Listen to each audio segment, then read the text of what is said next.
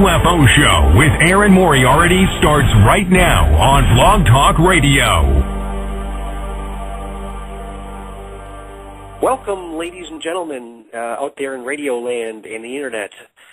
This is your host, Aaron Moriarty, with the UFO Show, bringing you UFO news and aliens and things like that. And today, folks, we have a very special guest. Someone that has written a book that everybody wishes they would have written. It's called Strange Company. I want to welcome right now the author of that book, Keith Chester. Keith Chester? Hi, Aaron. How are you? Hello to all the listeners, too. Great. Doing great. Say now, how long has the book been out now? The book officially came out in May of 2007, and it's been making a very slow progress through awareness, I guess, within the UFO field in terms of people following the subject. Well, I think you've hit on a really good subject matter, that being the World War II sightings that were worldwide at the time, and all the reports that it seems like everybody else kind of ignored it or didn't think about it. You thought about it, and you got all the official documents. Is that right? That's right. I decided after I first started getting involved with the actual World War II sightings when I became fast friends with Leonard Stringfield, a longtime UFO researcher in the field since the 1940s. And it was Mr. Stringfield's sighting during World War II that caused me to really focus on this subject as the years went on. He was my mentor in an investigation I was conducting in 1989. And at that time, he was pretty much specialized in crashed UFO and retrieval stories and information, and as far as that's what he wanted to do from here on out at that point. So he became my mentor, and then he told me his story about the sighting during World War II, which really piqued my interest. And by 1999, I was able to devote full-time research into the subject. And by doing that, of course, I collected everything I could, book and magazine-wise, that had been published for the last several decades. A chapter here, an article here, in a magazine or so, but there was really nothing really in-depth about the subject. So I decided in order to do that, to determine if there was a real phenomenon occurring, I wanted to have at least one piece of official documentation out of the government that indicated that the phenomenon was real and it occurred during the war. And once I found that, I devoted 4 years of research at the National Archives in College Park, Maryland. And 4 years? 4 years. Nearly weekly visits. And it took that long because, of course, I had to go by terminology, and the important thing to remember here is there was no such thing as flying saucers or UFOs in the terminology used during the war. So if there were sightings, they were embedded within the reports and the intelligence memoranda under something else. One of the names that they were under was, of course, the well-known term Foo Fighters. But interestingly enough, that term only existed from December 1944 to March of 1945.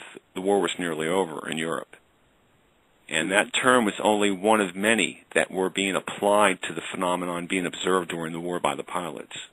That started back in 1933.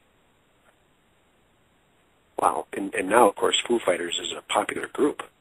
Yes, and Dave Grohl, of course, has a huge interest in UFOs, and that's how he named his band after these objects being observed.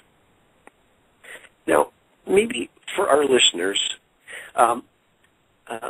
maybe you can recount Mr. Stringfield's sighting. But before that, I want you to tell our listeners about your website and the website for the book, where it can be purchased, because this book, in my estimation, needs to be on the bestseller list. Oh, I hope you don't mind. Thank you. Well, you can get the book at the site, which is anomalousbooks.com. Patrick Weege is the chief person there, and it's a great company. There's a lot of good works coming out of there now. Jacques Vallée just had his 3 books, his trilogy, Dimension trilogy, reprinted with them. And, of course, the only thing I have regarding a website for me would be my blog, which is Stalking the Elusive Truth. And that, just type in Stalking the Elusive Truth in Keith Chester, and it should come up. It's fairly new. Awesome.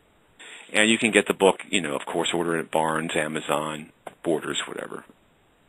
Right.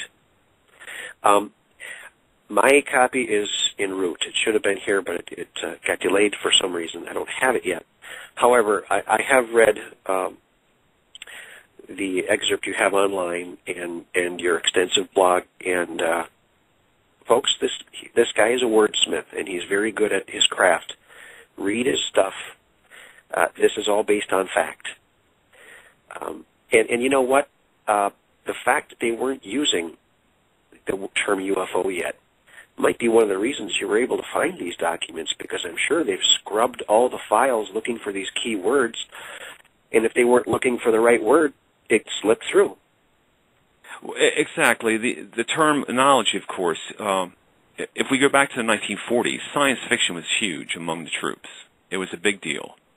And so they were very aware of, the Buck Rogers and the Flash Gordon.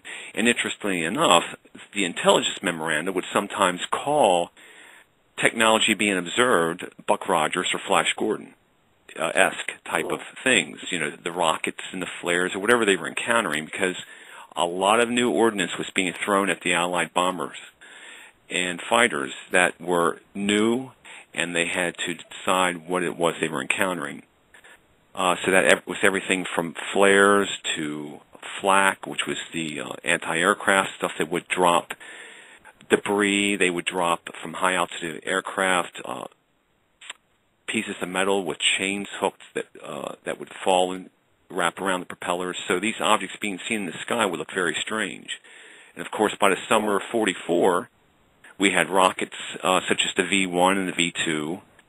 The Germans put up the first jet-propelled aircraft, Me-262, and they had rocket-propelled aircraft, Me-163. All these came on the scene and were very unusual at the time. We take them for granted now, but to see that at the time was pretty remarkable. But again, within a couple months, our Allied pilots knew how to combat them, knew what they were, knew their flight patterns, all the characteristics. So in the intelligence memoranda, which detailed the strange objects that were being observed, they could tell that, yes, it was a jet or it was a rocket or a flare. And that's how you see the chronology of the reports come out. And there are confusion, there are mystification, the pilots were very unnerved by it, and it went all the way to the end of the war unsolved. Wow. Incredible. It is a remarkable story. Yes, it is. The World War II is, and the levels that the Germans were able to get to. I understood that 80% of their gasoline was derived from coal, and that's how we learned how to get gas from coal, is from their notes. Well, they were highly technological people at the time. I mean, they were leading the world when our intelligence teams went into Germany and started really assessing the captured documentation, laboratories, the scientists they were coming across. Aeronautically, the Germans were 15 to 25 years in advance of our best. And that was really quite startling, yes. They were very, very unnerved by it. They knew the Germans were progressing at an incredible rate, and they were leading the fields, but they didn't know the extensive amounts. So when we came in there, it was just, it was a remarkable find. We were finding wind tunnels and aircraft designs that were just light years ahead of what we were doing, and that really turned the war around. Of course, they were very, very nervous as the war progressed, as we went into Germany, because we did not know if the Germans at that point had an atomic bomb. And the reason I say that is because that was the top Allied intelligence mission, gathering mission during the war, to determine if Germany had the bomb. They weren't sure at all. So when we went in on the beaches of D-Day, even before that, when we went into Italy and Sicily, we were looking to find out. And the intelligence teams looking for the bomb were looking for aircraft also, because they realized that if there was a unique aircraft that was being built, and Germany did have a bomb, they might use it as a last resort to go down in a blaze of glory. So they were very worried by this. So any UFO-type report was very important to be investigated, and that's why the phenomenon was remarkable, and that's why at the highest levels of the government and the Supreme Allied Command, where General Eisenhower was leading the forces, they were investigating this topic. And I found the documentation to prove that. Awesome. What is the biggest smoking gun document that you found? Well, the smoking gun document, basically, it would be very kind of eclectic in terms of there's nothing that's going to blow anything out of the water other than confirm there was a phenomenon during the war, which, in fact, this now predates the so-called age of modern ufology, which starts with Kenneth Arnold's sighting in June of '47. Most people think it started then, in the summer of '47. Of course, we had Roswell not long after that. But this takes it back. I'm sorry? What about the Battle of L.A. in 42? The Battle of L.A., another classic. Of course, that was in 42, and of course, at the time, these stories came out and were buried after they did make their splash because the country was at war and there was a lot more interesting problems. But it seems that particular night, an object came in over the coast of L.A., and it indeed was something that was unusual. Apparently there is a photograph that shows something that looks disc-like within the searchlights. They fired at this thing. It was causing a lot of panic. And more interestingly, if you look at the interviews with some of the combat troops with the anti-aircraft batteries of the time, there was a huge array of sighting discrepancies, just much like today's UFO reports.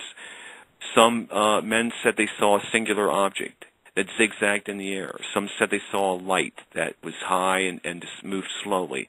Others saw several lights in triangle formation, different colors, low.